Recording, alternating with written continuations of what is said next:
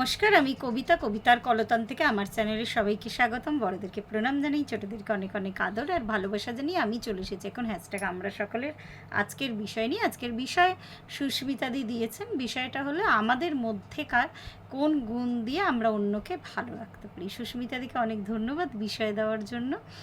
আর সুস্মিতাদি খুব সুন্দর সুন্দর ভাবনা চিন্তা নিজেরও, আর ওই জন্য খুব সুন্দর বিষয় দেন। শান্তশিষ্ট স্নিগ্ধ একটি মানুষ। আর আমি জাস্ট দিদিরটা, রঞ্জনা দিদিরটা দেখলাম। এর উপরে আমার আর কিছু বলার নেই, সত্যি কথা বলতেই কি। এখনও মিষ্টি দেখলাম ভিডিও দিয়েছে, মিষ্টিরটা এখনও দেখা হয়নি। আর সারাদিন কাজের চাপে কারোর ভিডিওই দেখতে পারিনি। আর যদিও বাকিরা কেউ দিয়ে থাকে আমি অবশ্যই দেখে নেব রাত্রে।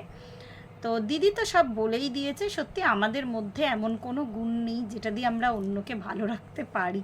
গুণ নেই মানে অন্যকে ভালো রাখার চেষ্টা, মানে এটাতে একটা হিন্দি প্রবাদ আছে, খুব সম্ভবত আপ নিজে ভালো জগৎ ভালো, এরকম একটা হিন্দিতে, এরকম একটা হিন্দিটা আমার ঠিক এক্স্যাক্ট এখন মনে পড়লো না। তো সত্যি কথাই নিজে ভালো হলে জগৎ সংসার ভালো আর কি। কিন্তু আমরা যখন সংসার করি অন্য পাঁচজনের সাথে, আমরা যখন সংসারে থাকি, আমি তো এটা আমার মনে হয় কোনো মানুষেরই চিন্তাধারা কোনো মানুষের সাথে মেলে না। ইভেন যারা পৃথিবীতে একসাথেও এসেছে, মানে যমজ ভাই বোন বা যমজ বোন, যমজ ভাই, তাদেরও কিন্তু চিন্তাধারা একসাথে মেশে না, কখনোই মেশে না। তো প্রত্যেক মানুষের ভাবনা চিন্তা আলাদা, কে কিসে ভালো থাকবে, কে কিসে ভালো থাকবে না। আমার মনে হয় যে আমরা মেয়েরা না সবসময় চাই, যখন আমরা সংসার করি, এটাই আমার মনে হয় পরম ভুল হয়ে যায় প্রথম থেকেই, যে আমরা প্রত্যেককে খুশি রাখতে চাই। আর এই খুশিটা রাখতে গিয়ে কি হয় না, আমরা প্রত্যেকের, অবশ্যই প্রত্যেককে, কখনোই আমি বলছি না যে মানে কাউকে কারোর সবসময় কারো বিরোধিতা করতে বা ডান্ডার তুলে কাউকে পেটাতে, তা নয়। কিন্তু আমি যেটা দিদি বলেছে রঞ্জনাদির কথার ওপরে, মানে আমার আর কিছু বলার নেই, আমি জাস্ট একটুখানি আমার নিজের কথাটা বলছি। যে এই অন্যকে খুশি রাখতে গিয়ে কি হয় না, একসাথে, ওই যে বলে পৃথিবীতে সব মানুষকে তুমি একসাথে খুশি রাখতে পারবে না। আর সব মানুষ যে তোমার মতো চিন্তাধারার অধিকারী হবে তাও কিন্তু নয়। তোমার চিন্তা অন্য মানুষের চিন্তার সাথে অবশ্যই অসামঞ্জস্য থাকবেই। তোমাকে কেউ সমর্থন করুক, তোমাকে কেউ সমর্থন না করুক, আমরা সবসময় ওইটার দিকেই তাকিয়ে বসে থাকি যে আমার দলে কে কে আছে। মানে একটা দল ব্যাপারটা আমাদের, মানে এই ভাবনা চিন্তাটা আমাদের জন্মগত আর কি। যে যে লোকটাই আমার বিপক্ষে কথা বললো সে কিন্তু আমাদের কাছে খারাপ হয়ে যায়।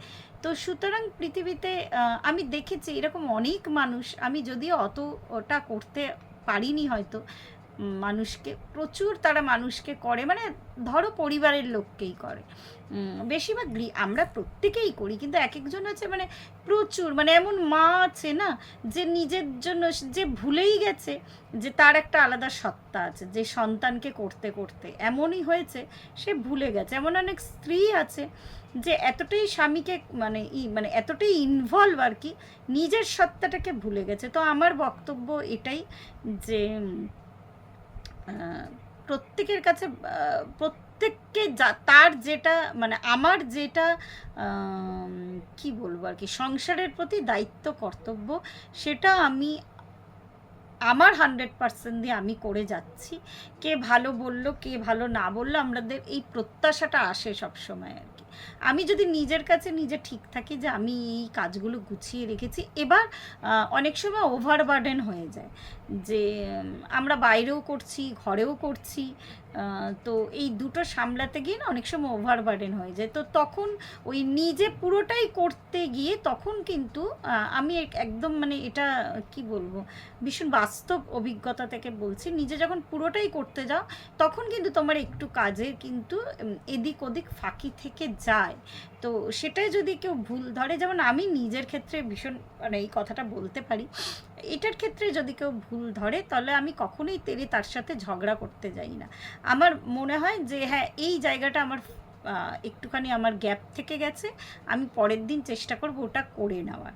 আর সেটা যদি না পারি আমি তাকেও বলি যে তাহলে এই কাজটা আর কি যাতে ভাগ করে নেওয়া হয়।